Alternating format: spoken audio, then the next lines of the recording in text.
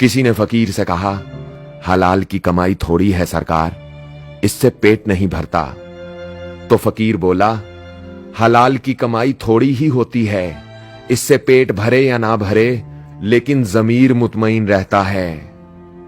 हराम की कमाई से पेट तो भर जाता है, मगर इंसान जानवर बन जाता है, और ऐसे जानवर के पेट को कब्र की मट्टी एक दिन ऐसा भरती है कि वो कभी खाली नहीं होता।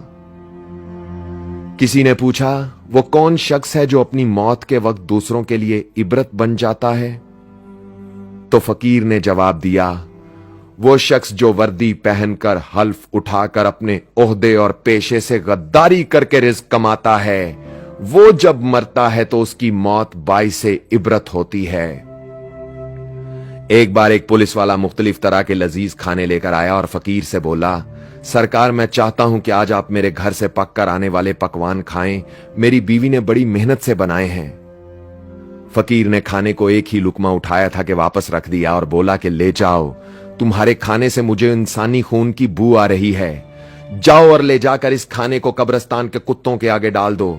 अगर वो खा लें तो समझना कि तुम्हारी तौबा का वक्त अभी बाकी है, और अगर ना खाएं तो समझ लेना कि तेरी तौबा का वक्त गुजर गया।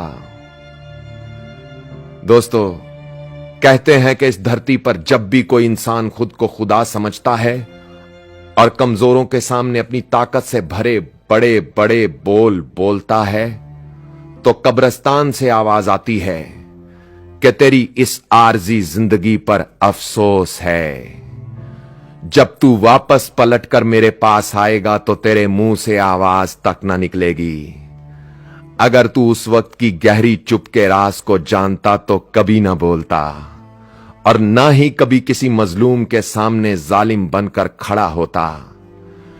उजड़ जाते हैं वो लोग जो दूसरों के हक के नवाले छीन कर खाते हैं। बर्बाद हो जाते हैं वो बच्चे जिनका बाप रिज़्क की वजह से अपने ज़मीर का कैदी होता है। और नहीं बहार आती कभी उस गुलशन में जो किसी का गुलशन उजाड़ कर बसता है।